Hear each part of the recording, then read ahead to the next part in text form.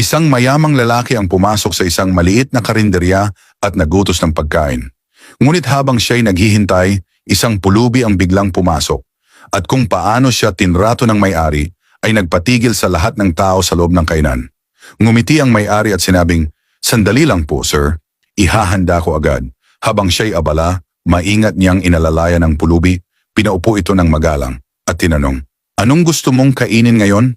Ang pulubi ay mahinang sumagot, "Egg noodles po." Tahimik lang na pinanood ng mayamang lalaki at ng kanyang pamilya ang lahat ng iyon. Maya-maya, lumapit ang may-ari sa mayaman at mahina niyang sabi, "Sir, araw-araw siyang pumupunta rito. Malayo ang bahay niya at masama ang panahon ngayon. Pwede ko bang unahin siyang paglutuin?" Ngumiti ang mayamang lalaki. "Oo naman. Pakisilbihan mo muna siya maingat na inihanda ng may-ari ang noodles at inabot ito sa pulubi na may respeto." Pagkatapos kumain, naglabas ng kaunting pera ang pulubi at nagbayad. Hinawakan ng may-ari ang kamay nito at sinabing, "Mag-ingat ka sa pag-uwi, ha? Dahan-dahan lang sa daan, tingnan mo ang ilaw sa kalsada." Pagbalik niya sa loob, nagtanong ang mayamang lalaki, "Sino po yung lalaking yon at bakit mo siya tinrato ng ganong kabait?" Ngumiti ang may-ari, "Sir, may problema siya sa pag-iisip.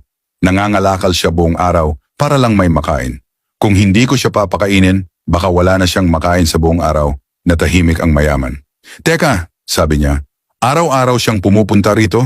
"Oo sir, 6 na taon na. Sa parehong oras, bago siya umuwi, napailing ang mayaman." 6 na taon? Ibig sabihin, libo-libong noodles na ang naibigay mo sa kanya?" Ngumiti ang may-ari. "Oo sir, siguro mahigit 20,000 plato na." Tumango ang mayaman. "Hindi madali yan para sa isang maliit na negosyo. Pero wala nang mas dakila pa sa kabutihan.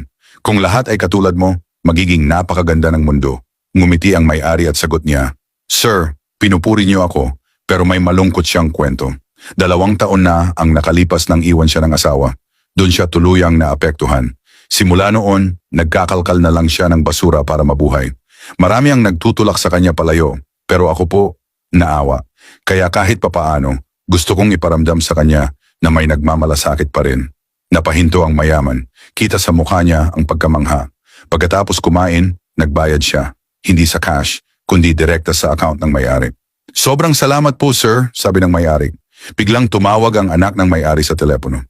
"Papa, birthday ko po ngayon, naalala niyo ba?"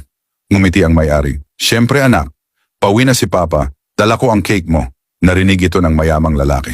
Nilapitan niya ang anak niyang kasama. "Anak, kunin mo yung isang gift bag sa kotse." Pagbalik nito, iniabot ng mayaman ang regalo sa may-ari. "Para sa anak mo, isang maliit na regalo mula sa amin," tumanggi ang may-ari.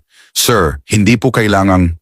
Ngunit ngumiti lang ang mayaman. Iniwan ang bag at naglakad palayo. Pagbukas ng may-ari sa bag, laking gulat niya. Pera pala ang laman. Hinabol niya ang mayaman at sinabing, "Sir, naiwan niyo po ang pera."